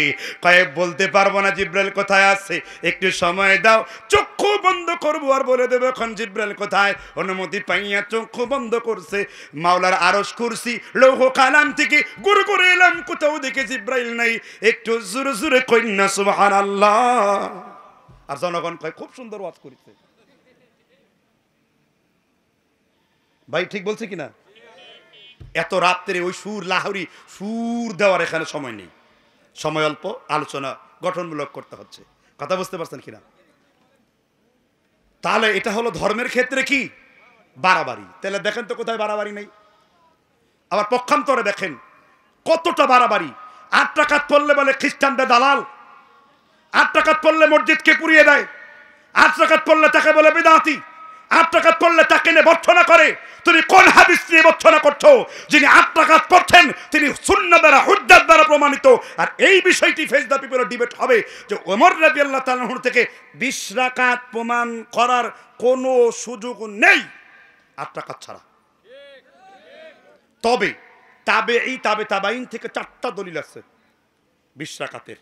এই জন্য আমরা এটাকে বলি 20-এর চাইতে 8 উত্তম, কারণ ওমরের এই হাদিসটা মুওয়াফিকুন নবী সাল্লাল্লাহু আলাইহি সাল্লাম, ওই যে মা আয়েশার যে হাদিস তার সমর্থক। এটাই কামালউদ্দিন হুমাম রাহিমাহুল্লাহ তিনি তার ফাতহুল কাদিরের মধ্যে উল্লেখ করেছেন। কথা বুঝতে পেরেছেন কিনা? এজন্য আমরা 8 রাকাত পড়ি আর 20 রাকাত পড়ি, কিন্তু সেই পড়ার মধ্যে কোয়ালিটি থাকতে হবে। আমাদের দেশে তো কোয়ালিটি নেই। আলহামদুলিল্লাহি রাব্বিল আলামিন, খালি সূরা ফাতিহা বোঝা যায় আলিফ লাম মিম যালিকাল কিতাবুল লা রাইবা ফিহি শেষ। আধা ঘন্টায় নামাজ শেষ। মসজিদে গিয়ে দেখেন হালটা কি হয়। ভাই আপনি এইভাবে আল্লাহর সাথে শয়তানি না করে আপনি ইয়ানামুনা আনহা আফদাল। উমরকে প্রশ্ন করেছে যে 8 রাকাত চালু করে আপনি যান কোথায়? ইয়ানামুনা আনহা আফদাল। এই 8 রাকাত পড়ার চাইতে তোমাদের চাইতে আমি বিছানায় ঘুমাতে যাব এটা আমার উত্তম। কেন? উমর অনুসরণ করবেন মুহাম্মদ সাল্লাল্লাহু আলাইহি সাল্লামকে। জাওফুল লাইল লম্বা কিরাতের সাথে তিনি অবস্থান করবেন, কারণ আল্লাহর নবীর পরে সাহাবীদের মধ্যে উমরের চাইতে নামাজের যত্নবান, নামাজের এত ধীরতা অন্য কোনো সাহাবার ছিল না। যখন আবুলুল মাজুসি 2 দিকে ধারালো অস্ত্র নিয়ে উমরকে 6টা জখম করে, শরীর থেকে জীবন বের হয়ে যাচ্ছে, সাহাবারা বলছে ইয়া আমিরুল মুমিনিন আস-সালাত। আমিরুল মুমিনিন কোনো কথা বলতে পারে না, 2 জ্ঞান নেই। নামাজের সময় যখন তাকে ডাকা হতো চোখ খুলে বলতো ফাসাল্লান নাস, তোমরা কি নামাজটা আদায় করেছো? এরপর তার ছেলেকে তা পাঠালেন। ওমর রাদিয়াল্লাহু তাআলা আনহু শেষ কথা ছিল লা হাজ্জ ফিল ইসলাম লিমান তারকুস সালাহ, যে ব্যক্তি সালাত পড়ে না ইসলামে তার কোনো আর অংশ নেই। ওমর মানে এই না যে 8 রাকাত চালু করে তিনি বাড়িতে ঘুমিয়েছেন বলতে তারাবি ছেড়ে দিয়েছে। এই মানে এই যে তিনি তখন ঘুমাবেন আর কোন রাত্রে উঠবেন? মাঝরাতে উঠবেন। এখন আবার অনেকেই বলে হুজুর তারাবি শব্দটা আল্লাহর নবীর কোনো হাদিসের মধ্যে নাই। আমি একমত, আল্লাহর নবীর কোনো হাদিসের মধ্যে নাই। কিন্তু মনে রাখবেন আল্লাহর কোরআনের পরে 2টি কিতাব হলো, বিশেষ করে ইমাম বুখারী সহিহুল বুখারী হলো ফিকহের কিতাব। হাদিস দিয়ে ফিকহে পৌঁছানো যায় এমন একটি কিতাব হলো ইমাম বুখারীর সহিহুল বুখারী। ইমাম বুখারী লম্বা বিরতি দিয়ে আল্লাহর নবী নামাজ পড়েছেন, এই জন্য এই নামাজের নাম তিনি কি রেখেছেন? তারাবিহ, মানে বিরতি। কথা বুঝতে পারছেন কিনা? এর মানে এই নয় যে এই তারাবি নাম শব্দটা বিদআ।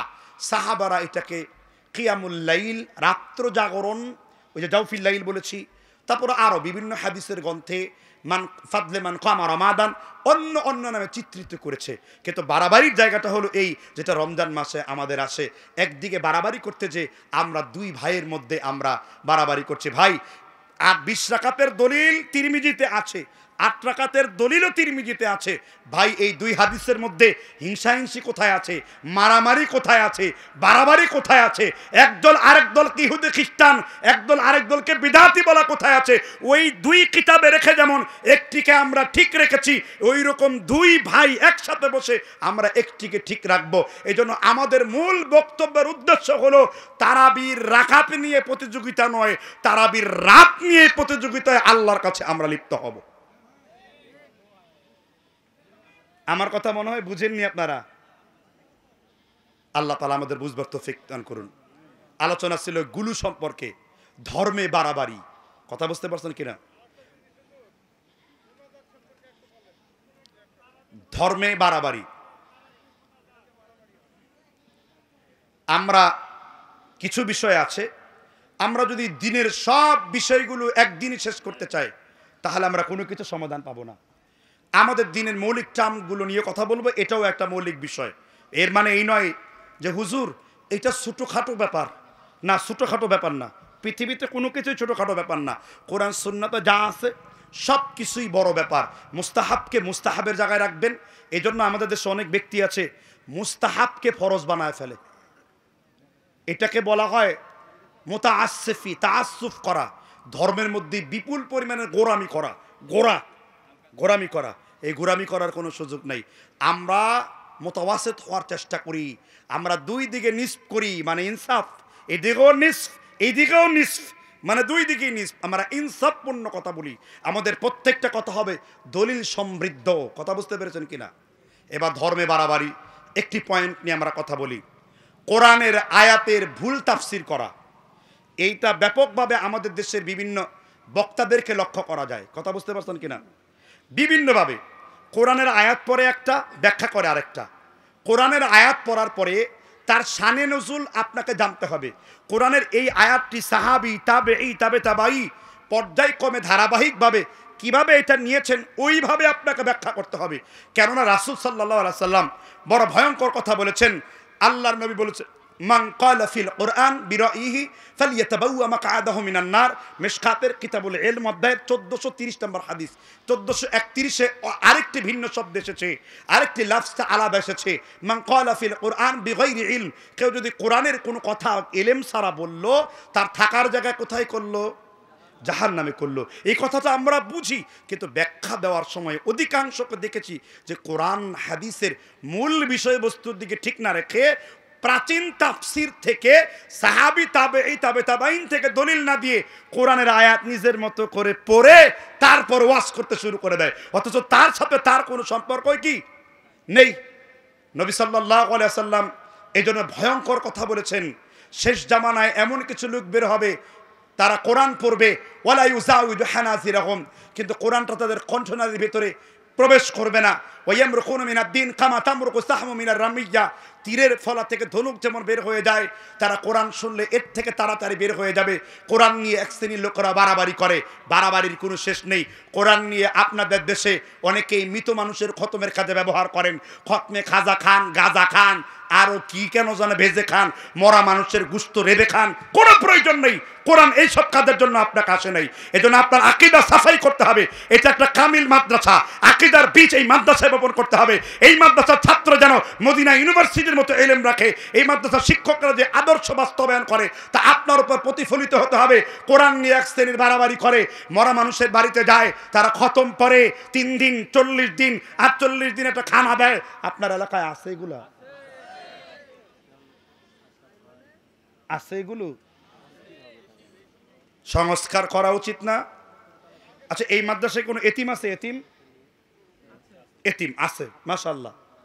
আপনারা কি সওয়াব পৌঁছাতে চান না মানুষ দেখাতে চান? সওয়াব যদি পৌঁছাতে চান, রাসূল বলেছেন ইযা মাতাল ইনসান, মানুষ যখন মরে গেল তার সব আমল বন্ধ হয়ে গেল, ইল্লা মিন সালাসা। কমন হাদিস, বুখারী মুসলিম মিশকাতের 159 নম্বর হাদিস। সব আমল বন্ধ হয়ে গেল, 3টি আমল চালু থাকে। এর মধ্যে নেককার সন্তান যদি আপনার জন্য দোয়া করে, ওয়ালা মিন সালেহ, নেককার সন্তান যদি আপনার জন্য দোয়া করে, সেই আমলের দরজা কি রইল? চালু রইল। এখন আপনি যদি কোনো এতিমকে আপনার পিতামাতার সওয়াবের উদ্দেশ্যে কিছু দান করেন, এতিম যদি বই পড়ে, এতিম যদি মাদ্রাসায় দার্স পড়ে, সে যদি মেশকাতের ঘন্টা যে করে, সে যদি মুসলিম শরীফ, হাদিস শরীফ, ফিকহ যদি মাদ্রাসায় পড়ে, এই বালানগর মাদ্রাসায় পড়ে, তাহলে এই কাজ দ্বারা যেই নেকি হলো, সমাজের অনেক ধনী মানুষ আছে ভাই, মৃত মানুষকে কেন্দ্র করে কোনো খানা পিনা খাওয়ালেও এটা কি গরিবের হক না ধনীর হক? মৃত মানুষ কেন্দ্রিক যা করবেন পুরোটাই হলো সাদাকা, পুরোটাই কি? কিন্তু চেয়ারম্যান এতিম, মেম্বার এতিম, চৌধুরী এতিম, অমুক বড়লোক এতিম, শিল্পপতি এতিম, মরা মানুষের খাবার খায় কি করে, গরিব মানুষের এই হকের মধ্যে সে চোখ ডাবাই কি করে, মুখ ডাবাই কি করে, কোনো জায়গায় এগুলো লেখা নেই। বরং তাফসিরে মারিফুল কোরআনে মুফতি শাফি ওয়ালা তাশতারু বিআয়াতি সামানান কলিলা, এই আয়াতের তাফসির করতে যে লিখেছেন, উর্দু 4th খণ্ড 28 পৃষ্ঠাতে, বাংলা অনুবাদ সংক্ষিপ্ত মাওলানা মহিউদ্দিন খান, আল্লাহ তাকে জান্নাতের আলা মাকাম দান করুন, আমিন। তিনি এই তাফসির করতে যে লিখেছেন যে মৃত মানুষকে কেন্দ্র করে কোরআনকে এইভাবে উপস্থাপন করে যা করা হয়, এগুলো নিঃসন্দেহে আল্লাহর নবীর কোনো সাহাবা করেন নাই, তাবেঈরা করেন নাই, তাবে তাবেঈরা করেন নাই। আর যার সাহাবীর প্রমাণ নাই, তাবেঈর প্রমাণ নাই, তাবে তাবেঈর প্রমাণ নাই, 4 ইমামের প্রমাণ নাই, খেলাফতের স্বর্ণযুগের প্রমাণ নাই, খেলাফতের পরবর্তী ইরানের বর্ডার দিয়ে, ভারতের বর্ডার দিয়ে আমি যখন কোরআন হাদিস পড়ে কোথাও এই কথা পেলাম না, তখন শ্রীমদ ভগবত গীতা 16 নম্বর 28 আছে, না তাস্তে প্রতিমা আস্তি এক এবং মুহাম্মদ ইতিকাদ নিপচ্ছব্য জলসা হারাম, এক এবং অদ্বৈতম, আল্লাহ এক এবং অদ্বিতীয়। তারপরে চ্যাপ্টারে দেখলাম যে তারা মৃত মানুষকে কেন্দ্র করে শ্রাদ্ধ করে, মরলেই হরিবল বলে শ্রাদ্ধ করে। তাহলে যা হিন্দুদের শ্রাদ্ধ দ্বারা 40 দিনে করা হয়, তা আপনাদের এলাকায় ঢুকলো কি করে? যেহেতু কোরআন হাদিসে নাই, আছে গীতাতে। আপনি কি গীতার ধর্মের লোক? যদি আপনি গীতার অনুসারী হন, আমার কোনো আফসোস নেই। লা ইকরাহা ফিদ্দিন ক্বাদ তাবায়্যানার রুশদু মিনাল গায়য়্যি। ইসলাম কোনো জবরদস্তি ধর্ম নয়। আকীদা কার উপর চাপানো যায় না। নির্ণয় হয়ে গেছে ভালো আর মন্দ, সুন্নাত আর বেদাত, হক আর বাতিল, তাগুত আর কুফর, শিরক আর হলো কুফর, এগুলো ইত্যাদি নির্ণয় হয়ে যাওয়ার পরে আমি আপনাকে জোরে চাপায় যেতে পারি না। আপনি যদি মুসলিম হন, সওয়াবের রাস্তা পৌঁছাতে চান, আজই কোরআন কেন্দ্রিক এই কুসংস্কার বন্ধ করে দিন। আল্লাহ আমাদের হেফাজত করুন, বলেন আমিন। আরো একটা বাড়াবাড়ি আছে, টুপি পরে হুজুর, এখানে দুইটা বাড়াবাড়ি। একদল আছে তাবিজ দেখলেই ফতোয়া, শিরক। আর আরেক দল আছে তাবিজ হালাল, 100% হালাল। তাবিজ কখনো কখনো শিরক হয়, কখনো কখনো নাজায়েজ হারাম হয়। তাবিজ যদি কোরআনের আয়াতের অস্পষ্ট কালাম দিয়ে হয়, সেটা হয় তামিমা। মাল ফারকু বাইনা তামিমা ওয়া তাবিজ? ইমাম শৌকানীকে প্রশ্ন করা হয়েছে, পার্থক্য কি তামিমা আর তাবিজের মধ্যে? পাথর ঝুলানো, তাগা ঝুলানো, অস্পষ্ট কোনো কথা বলা, এটা তামিমা। রাসূল বলেছেন, মান তাআল্লাকা তামিমাতান ফাকাদ আশরাকা। মুসনাদ আহমদ, একেবারে সনদ সহিহ হাদিস, হাদিস নাম্বার হলো 1692 নাম্বার। একই হাদিস সুনানে তিরমিজিতে এসেছে, মিশকাতের বাবু রুকআ অধ্যায়ে এসেছে। যে ব্যক্তির শরীরে কোনো তাবিজ লটকালো, সে আল্লাহর সাথে কি করলো? শিরক করলো। এখানে তামিমা তাবিজ বোঝানো হয়েছে। আর দ্বিতীয় তাবিজ কোনটি? আমি ব্যাখ্যা দেইনি। আবু হানিফার উস্তাদের নাম কি? আবু হানিফার উস্তাদের নাম কি? ইমামে আবু হানিফার উস্তাদের নাম হলো হাম্মাদ বিন সুলাইমান। হাম্মাদ বিন সুলাইমানের উস্তাদ হলো মুহাম্মদ ইবনে আলকামা। ইবনে আলকামার উস্তাদের নাম হলো ইব্রাহিম নাখঈ। ইব্রাহিম নাখঈর উস্তাদের নাম হলো আব্দুল্লাহ ইবনে মাসউদ রাদিয়াল্লাহু তাআলা। এই ইবনে মাসউদের ফিকহি মিথডটাই পরবর্তীতে কুফায় হানাফি মাযহাব হিসেবে রূপায়িত হয়েছে। কেননা তারা সব ক্ষেত্রেই কার বেশি ইস্তেমবাদটা নেয়? ইবনে মাসউদ রাদিয়াল্লাহু তাআলা কাতেবে ওহী, প্রথম দিকের ইসলাম গ্রহণ করা সাহাবা। ইবনে মাসউদ ক্লিয়ার করেছেন কি? ওয়া আন্নাহু কারিহা তাআলিক শাইইন মিনাল কুরআন ওয়া গায়রুল কুরআন। মুসান্নাফে আবি সাহেবা, পঞ্চম খণ্ড, 133 পৃষ্ঠা, 5টা নুসখা আছে। আমার কাছে 4টা সংগ্রহ করা আছে। এই নুসখাতে হাদিসটি এসেছে। ইবনে মাসউদ বলেছেন, কোরআনের আয়াত দিয়ে হোক আর কোরআনের আয়াতের গায়রে কোরআন হোক, যে কোনো ধরনের কোনো কিছুকে লটকানোই হলো নাজায়েজ তথা হারাম। ইবনে মাসউদ অপছন্দ করতেন, জায়েজ মনে করতেন না। ইব্রাহিম নাখঈ তো বলেছেন, কেউ যদি কারো শরীর থেকে তাগা, সুতো, গাছের লতা টেনে ছিঁড়ে ফেলতে পারে, 10টা গোলাম আজাদ করার সওয়াব তার আমল নামায় লিখে দেওয়া হয়। তাহলে আমাদের দেশের লোকেরা তাবিজ পরে, আর এই কারণেই কয় হুজুর তাবিজ লাগানো শিরক কেন? কারণ আপনার ভরসা যদি তাবিজের উপর আসে, তখন কিন্তু হারাম থাকবে না।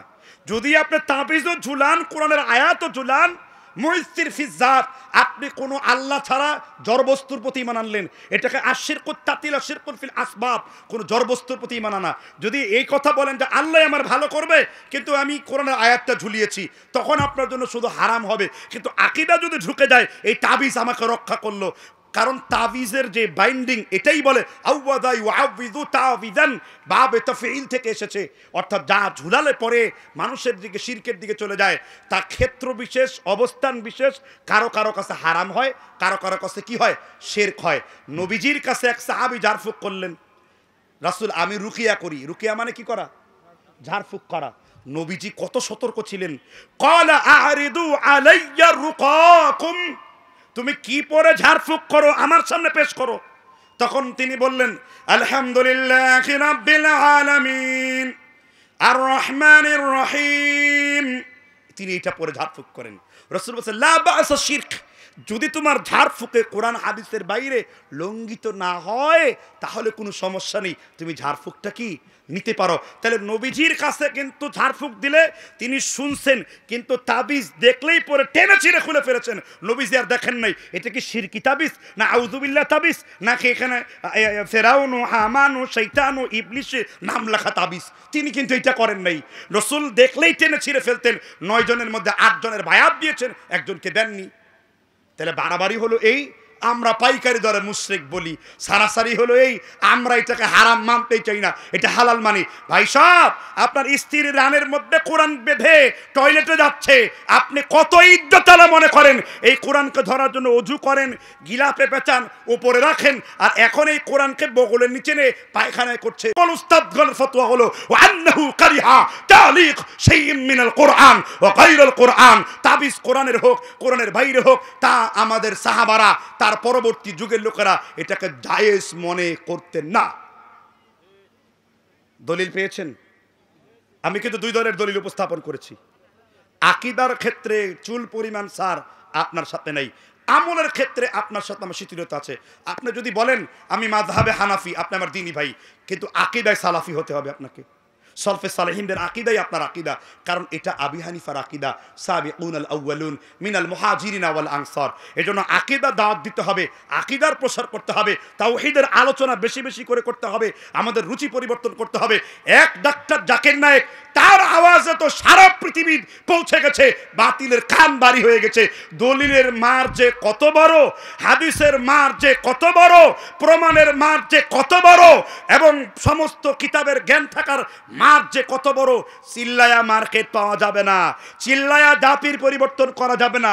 তবে দলিল ভিত্তিক আলোচনা করে বাতিলের মতকে খণ্ডন করে একটা সমাজে আপনি হক প্রতিষ্ঠিত করতে পারবেন। আর এটাই তো আল্লাহ তাআলাকে, বান্দাকে এবং রাসূল তার উম্মতের কাছে যে সম্পত্তি রেখে গেছেন, এটাই তার বৈশিষ্ট্য। ঠিক না ঠিক? আল্লাহ তাআলা আমাদেরকে বুঝবার তৌফিক দান করুন। অনেকক্ষণ আলোচনা করেছি, দীর্ঘক্ষণ। এখানে এমনও কিছু ব্যক্তি আছেন যাদের ছাত্রের ছাত্র হওয়ার যোগ্যতা আমার নেই। আমার কথা কি বুঝতে পেরেছেন কিনা? আমি তাদের কাছে মনে করি আমি এখন একজন তলাবা, আমি শিখছি।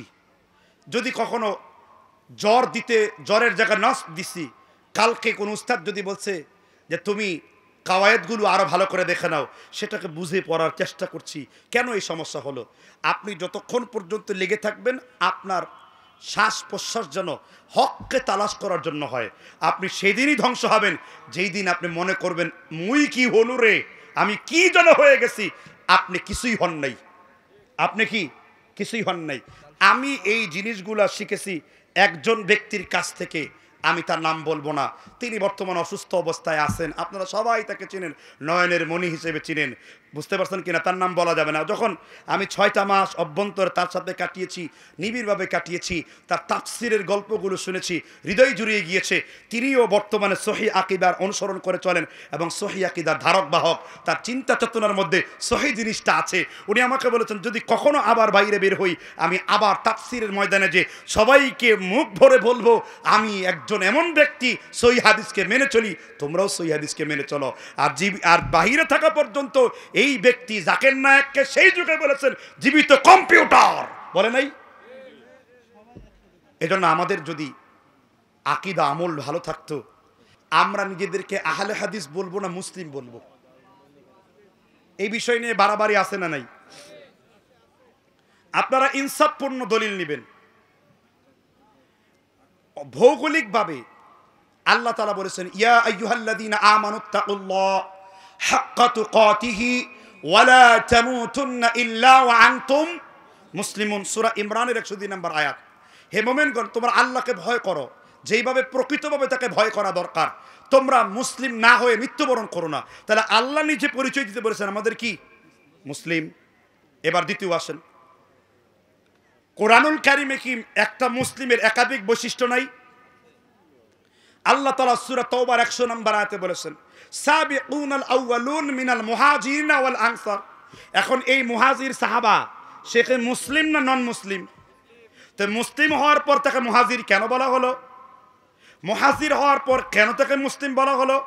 তাহলে বোঝা গেল এই মুহাজির, হিজরত করা, আনসার, সাহায্য করা, এটা মুসলিম হিসেবে একটা গুণ, গুণ না? এখানে যদি কোনো ডাক্তার প্রবেশ করে, আপনারা কি বলেন? ডাক্তার বলেন। আজকে এরকম কোনো মেহমান আছে আপনাদের? এই যে ইঞ্জিনিয়ার, এই যে মিন্দিসুন যে ইঞ্জিনিয়ার আছেন, তিনি যদি এখানে প্রবেশ করে, আপনারা তাকে কি ইঞ্জিনিয়ার এনামুল হক বলেন না?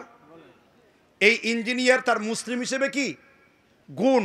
আপনি বলেন আর না বলেন, আসলে কি বলবে? ভাই ইঞ্জিনিয়ার সাহেব আসছে, ইঞ্জিনিয়ার সাহেব আসছে। তদ্রূপ কোনো উকিল যদি আসে, উকিল কি বলে? কয় হুজুর এগুলো যুক্তি, দলিল দেন। দলিল দিচ্ছি। ইমাম শাআবী উসুলে হাদিসের কিতাব তাসকিরাতুল হুফাজ 1 নম্বর খণ্ড 80 নম্বর পৃষ্ঠায় মিজানুল ইতিদালের লেখক ইমাম শামসুদ্দিন জাহাবী, ইমাম শাআবী বলছেন, লাউ ইস্তাকবালতু মিন আমরি মাস্তাদবারতু ইল্লা মা আজমা আলাইহি আসহাবিল হাদিস ও আইয়ু আহলুল হাদিস। আমার কাছে যদি কোনো আহলে হাদিসের দলিল পৌঁছাতো, আমি তাদের মতটাকে বিশুদ্ধ মনে করতাম, কারণ তারা দলিলবিহীন কোনো কর্মকাণ্ড করে না। তাহলে তাবিঈগণ সাহাবীদেরকে সব সাহাবী না, কিছু সংখ্যক সাহাবী যারা ছিল হাদিসের পণ্ডিত সুফাবাসী, তাদেরকে আহলে হাদিস বলে সম্বোধন করতেন। আরেকটা দুর্বল হাদিস আছে, বলবো না, তবু জানার জন্য বলছি। আবু সাইদ খুদরি যখন কোনো যুবককে দেখতেন, ইদা রাআ শাবাবা, যখন কোনো যুবককে দেখতেন, ক্বালা মারহাবান, তিনি বলতেন মারহাবা, ফাহিমাকুমুল হাদিস ওয়াসিআলাকুম ফিল মাজালিস ইন্নাকুম খুলুফুনা ওয়া আহলুল হাদিস বা'দানা।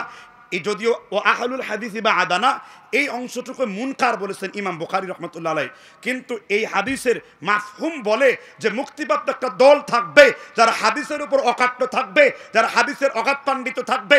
এজন্য সবাই আহলে হাদিস হবে বিষয়টা এরকম নয়, তবে এর মধ্যে 2 দল থাকতে পারে।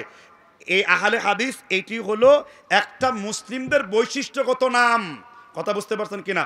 হানাফি হলো তিনি মাযহাবে হানাফির ফিকহ অনুসরণ করে চলে, এটা একজন মুসলিমদের বৈশিষ্ট্যগত মতপার্থক্য। কথা বুঝতে পারছেন কিনা?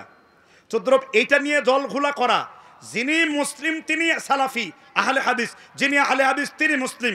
সার্বিকভাবে আমাদের পরিচয় হলো আমরা মুসলিম। যেমন আপনি যদি আল্লাহকে আল্লাহ বলে ডাকেন, সওয়াব হবে না গুনাহ হবে? আল্লাহ শুনবেন কিনা? এখন আমি যদি বলি ইয়া রহমান, ইয়া জব্বার, এখন আপনি কি প্রশ্ন করতে পারেন নাকি আপনি আল্লাহকে আল্লাহ বলে না ডেকে জব্বার বলে ডাকছেন কেন? কারণ কি? ওয়ালিল্লাহিল আসমাউল হুসনা, আল্লাহর রয়েছে সুন্দর সুন্দর গুণবাচক সমূহ নাম, তোমরা আল্লাহকে ওই সব নামে ডাকো। এই জন্য আমরা জব্বার বলে ডাকি, আর আল্লাহর জাতি নামে আল্লাহকে বলে ডাকি। কাকে ডাকা হলো? বলেন কাকে ডাকা হলো? একই আল্লাহর অনেকগুলো গুণবাচক নাম, একই মুসলিম অনেকগুলো বৈশিষ্ট্য থাকতে পারে। এর মধ্যে কেউ আহলে হাদিস থাকতে পারে, এর মধ্যে কেউ কাদিরিয়া থাকতে পারে। সুতরাং এই নাম নিয়ে কোনো বিভাজন নেই, কিন্তু বিভাজন হলো একটি, বিভাজন হলো ওইটি কার বাড়ি আর দরবারি আহলে হাদিস। এই আহলে হাদিস প্রকৃত আহলে হাদিস নয়। আহলে হাদিস হতে হলে জীবনের প্রতিটি ক্ষেত্রেই নিঃস্বার্থ কোরআনের হাদিস অনুসরণ করতে হবে। আহলে হাদিস নাম দিয়ে দাড়ি কাটবেন, আহলে হাদিস নাম দিয়ে টাকনুর নিচে কাপড় পরবেন, আহলে হাদিস নাম দিয়ে রাষ্ট্রগঠন থেকে নিজেকে বিদায় নেবেন, আহলে হাদিস নাম দিয়ে বিবিকে বাইরে পরিচালনা করবেন, আহলে হাদিস নাম দিয়ে আপনি হাদিস বিরোধী কাজ করে নিজেকে আহলে হাদিস দাবি করবেন, আপনি আহলে হাদিস নন, আপনি আহলে ইবলিশ। ঠিক কিনা বলেন? আমাদেরকে 2টা দিকের লক্ষ্য করার কথা বলতে হবে। আমি যখন আহলে হাদিস বলবো, ইবনে তাইমিয়ার মতো আহলে হাদিসকে বুঝবো, ইমাম শাওকানির মতো আহলে হাদিসকে বুঝবো, ইমাম ইবনুল বারের মতো আহলে হাদিসকে বুঝবো, ইমাম বুখারীর মতো আহলে হাদিসকে বুঝবো। ইমাম আবু দাউদ বলেছেন, লাউলা হাদিহিল ইসাবা লাম দারসাল, যদি এই পৃথিবীতে আহলে হাদিসগণ না থাকতো, ইসলাম চিরজীবনের জন্য মুটে যেত। ইমাম আবু দাউদের কাছে আহলে হাদিস ইমাম বুখারী, ইবনুল মুবারক, ইমাম আহমদ ইবনে হাম্বল রাহিমাহুল্লাহ। ঠিক না? ঠিক।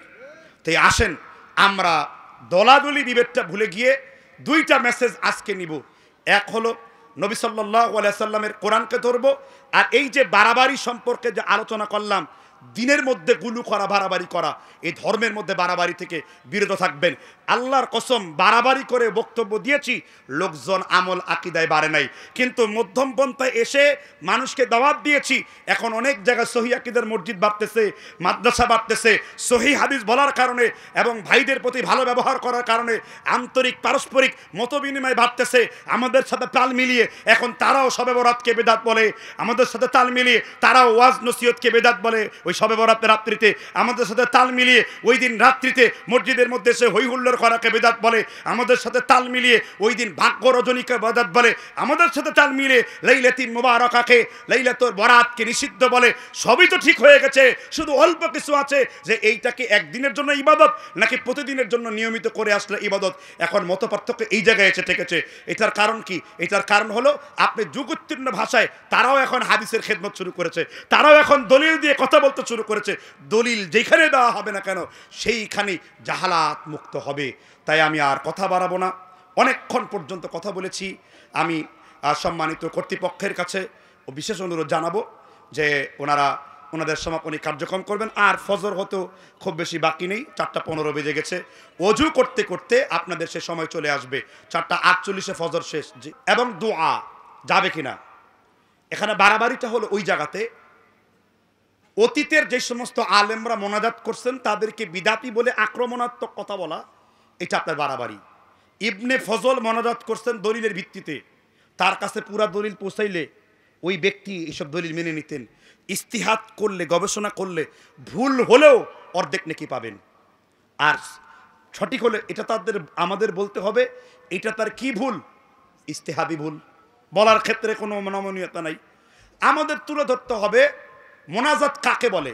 বুখারী শরীফের কিতাবুস সালাত 1 নম্বর খণ্ড 441 নম্বর হাদিস, ইন্না আহাদাকুম ইযা কামা ইলা সালাহ ফাইন্নাহু ইউনাজি রাব্বাহু, বান্দা যখন সালাতে দাঁড়ায় সে যেন আল্লাহর সাথে মোনাজাত করে।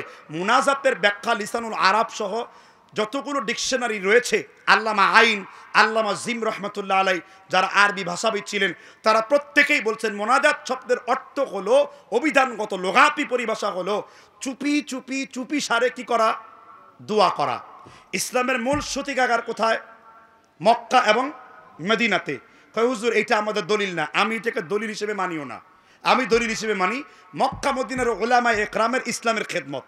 আমি এখানকার শাসককে মানি না, আমি মানি এখানকার বড় আলেম বিন বাজ রহিমাহুল্লাহকে, উসাইমিন রহিমাহুল্লাহকে, সালে আল ফৌজানকে, শেখ মোনাজিদকে, তাদেরকে আমি অনুসরণ করে চলি, মানি। এখন দ্বিতীয় কথা হলো মোনাজাত তাহলে কখন হবে? নবীজি যেহেতু বলছেন ইন্না আহাদাকুম ইদা কামা ইলা সালাহ, বান্দা যখন নামাজে দাঁড়ালো, কোথায় দাঁড়ালো? নামাজে দাঁড়ালো, সেজন্য আল্লাহর সাথে চুপি চুপি দোয়া করলো, তাহলে তাকবীর টু তাসলিম আপনার মোনাজাত আছে। আপনি প্রত্যেক রাকাত নামাজ পড়লেন, আল্লাহ তাআলা ফেরেশতারা বলেন কাইফা তারাকতুম ইবাদি, আমার বান্দা কিভাবে ইবাদত করছে, কিরূপ ইবাদত করছে। ফেরেশতারা কিন্তু কথা বলে। আপনার সূরা ফাতিহার প্রতিটি আয়াতের জবাব আল্লাহ তাআলা দেন। সূরা ফাতিহার প্রতিটি আয়াত আপনার জন্য কি? মুনাজাত। সুবহানাল্লাহ। এখন সালাম ফিরানোর পর নবীজি কি করতেন? রুকুতে গেলেন মোনাজাত করলেন, সেজদায় গেলেন মোনাজাত করলেন, তাশাহুদে গেলেন মোনাজাত করলেন। এই ব্যাপারে রিয়াদুস সলিহিন এবং কিতাবুল আযকারে ইমামে নববী 249 পৃষ্ঠাতে 249 নম্বর হাদিসে একটা হাদিস এনেছেন নাসাই শরীফ থেকে। عن ثوبان رضي الله عنه عن النبي صلى الله عليه وسلم إذا انصرف من صلاته استغفر الله ثلاثا وقال اللهم أنت السلام ومنك السلام। নবীজি সালাম ফিরিয়ে দুই দিকেই পড়তেন আস্তাগফিরুল্লাহ। কি পড়তেন? তারপরে প্রায় 15 মিনিটের বেশি তিনি দোয়া করতেন। আর মোনাজাত দ্বারা করলে কি সমস্যা? আপনি যে দোয়া করলেন রব্বানা যালামনা আনফুসানা, হে আল্লাহ তাআলা আমার কোনো সন্তান নাই, আমাকে তুমি ফুটফুটে একটা পুত্র সন্তান দিও। এখন অনেক যুবক বিয়ে করে নাই, বলল আমিন আমারও দিও। হাস্যকর হবে কিনা? আবার অনেক মুসল্লি আছে দেরি করে এসেছেন, ওযু ছুটে গিয়েছে, লাহেক মাসবুক মুক্তাদি আছে, 2 রাকাত 1 রাকাত ধরতে পারে নাই। নামাজের কোরআন তেলাওয়াত করা কি ফরজ? যারা দোয়া করে আর যারা দোয়া করে না, দুইজনের মতেই এই আমলটা হলো মুস্তাহাব। যারা করে তাদের নিকট এবং করে না তাদের নিকট দোয়া করাটা কি মুস্তাহাব, মুস্তাহাব্বান। কিন্তু এই মুস্তাহাবকে কেন্দ্র করে দল ভাগাভাগি, মানুষ ভাগাভাগি, মারামারি, ফিতনা সৃষ্টিকারী, একটাবারও কি দলিল দিয়ে বোঝার চেষ্টা করলেন না কোন জিনিসটা করা উত্তম? হাদিসের আমল করলে আপনি আমল সুদৃঢ় হন, সমস্যা কি? আপনি ব্যক্তিগত ইনফিরাদি দোয়া করেন। নবী সাল্লাল্লাহু আলাইহি ওয়াসাল্লামের দোয়া নিয়ে অনেক কথাই বলা সম্ভব। ইবনে তাইমিয়া আজ থেকে 700 বছর আগে চ্যালেঞ্জ করেছেন, নবীজি ফরজ সালাতের পরে মুক্তাদিরকে নিয়ে একটি দলিল হাত তুলে করেছেন। ইবনে তাইমিয়া বলেছেন এটা কেউ দিতে পারেনি, আদ্য পর্যন্ত পারেননি। একটি দলিল মোনাজাত সংক্রান্ত পুরা বিষয়টা নিয়ে আমার কাছে পুরা এই 48-49টা হাদিসের প্রত্যেকটা হাদিসের তাহকিক সহ, প্রিন্ট সহ, পক্ষে বিপক্ষে এবং 51 জন উলামায়ে কেরামের ফতোয়া সহ, অধ্যাপক গোলাম আজম, মজবুত নামাজ এটি বই লিখেছেন। সেইখানেও তিনি বলেছেন ফরজ সালাতের পরে উত্তম হলো দোয়া করা। আমি কেন জামায়াত ইসলাম করি এই বইতে আল্লামা দেলোয়ার হোসেন সাইদি তার 31 পৃষ্ঠাতেও তিনি আলোচনা করেছেন এবং তার বহু ভিডিও ক্লিপে বলেছেন ফরজ সালাতের পরে এই মোনাজাত করাটা রাসূল সাল্লাল্লাহু আলাইহি ওয়াসাল্লামের হাদিস দ্বারা সাব্যস্ত নয়। মাওলানা তারেক মনোয়ার আমাদের একজন ভাই, তিনিও পর্যন্ত বক্তব্যের মধ্যে এনেছেন যে হাত তুলে মোনাজাত করাটা এটা সুন্নতের খেলাফ। এমনকি মিজানুর রহমান আজহারি, নাম শোনেন নাই, তিনিও তার এক উত্তরে বলেছেন হাত তুলে মোনাজাত করাটা ফরজ সালাতের পরে এটা সিদ্ধ নয়। মিশরের জামিয়া আজহার থেকে, মদিনা ইউনিভার্সিটি থেকে, সৌদি আরবের স্থায়ী ফতোয়া বোর্ড, লাজনাত দায়মা থেকে প্রত্যেক জায়গাতেই এসেছে, প্রত্যেক উলামা একরাম এসেছে।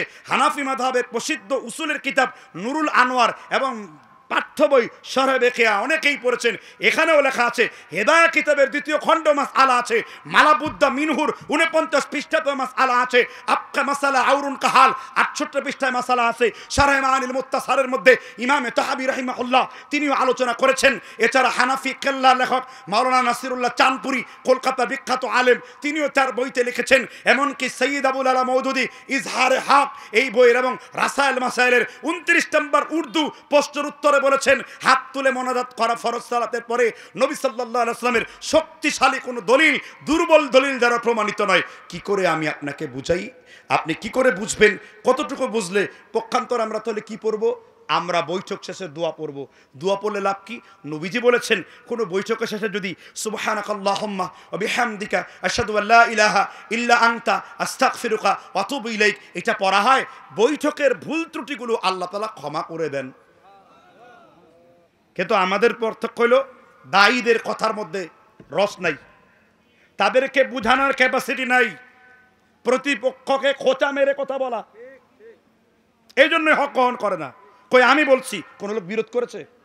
দলিলের ভাষায় বলেছি, পর্যালোচনা ভাষায় বলেছি, আমার বিপরীত আলেমদের সমীহ শ্রদ্ধা করে কথা বলেছি, এটা হলো উত্তম।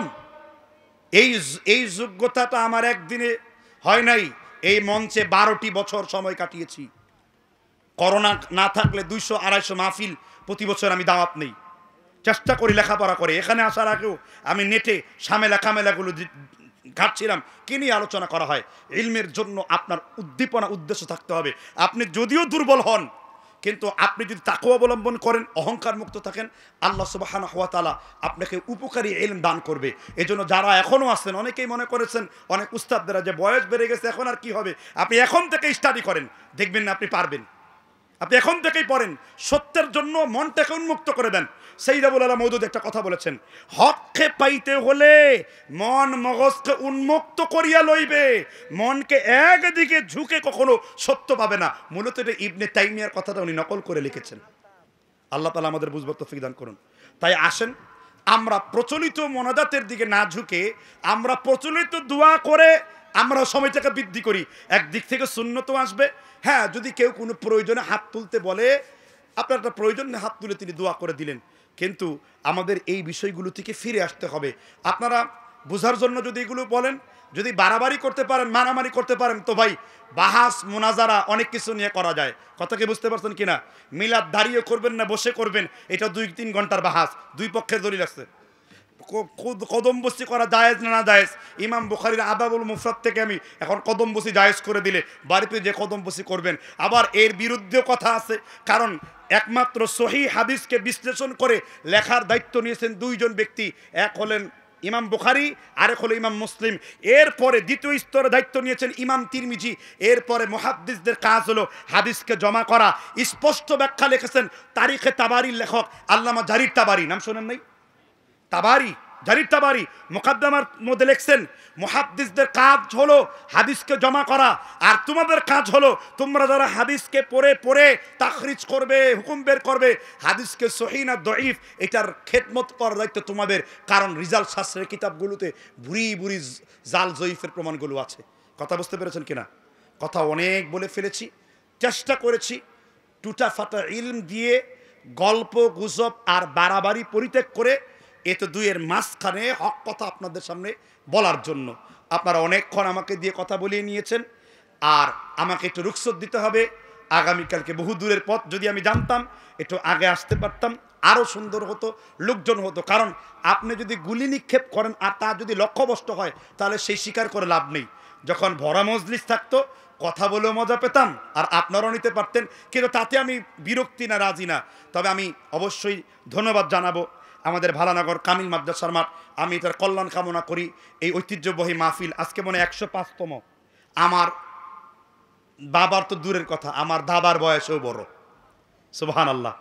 এখানে আমি আসতে পারছি, তার মানে 105তম অধিবেশনের আগে এখানে আরও বিভিন্ন রকমের আলেমরা 104 বছর পর্যন্ত আসছেন, ঠিক না ভাই? ঠিক। তবে আমি বলবো যে সম্মানিত উস্তাদদের প্রতি খেয়াল রেখে আসাদিসগণের পর যে মাহফিলটা যেন একটু সংক্ষেপ সময় করে নেওয়া হয়, তাহলে আলোচনাটা জমজমাট হবে। প্রয়োজনে একদিনের জায়গায় থেকে একদিন না 2 দিন ব্যাপী, একদিনের জায়গায় 2 দিন ব্যাপী হোক, প্রয়োজনে 3 দিন ব্যাপী হোক। দিনের মুযাকারা যত হবে তত রহমত বাড়বে, সুবহানাল্লাহ। আমি কি ঠিক বলিনি? জি। আল্লাহ তাআলা আমাদেরকে বুঝবার তৌফিক দান করুন। আমি তো আসলে কাউকে চিনি না, কে মাদ্রাসার প্রিন্সিপাল ভাইকেও অনেকক্ষণ ধরে দেখছি, ভাইস প্রিন্সিপাল, মাশাআল্লাহ। ওনাদের সামনে অনেক কথা বলে ফেলেছি, আমার ভুল।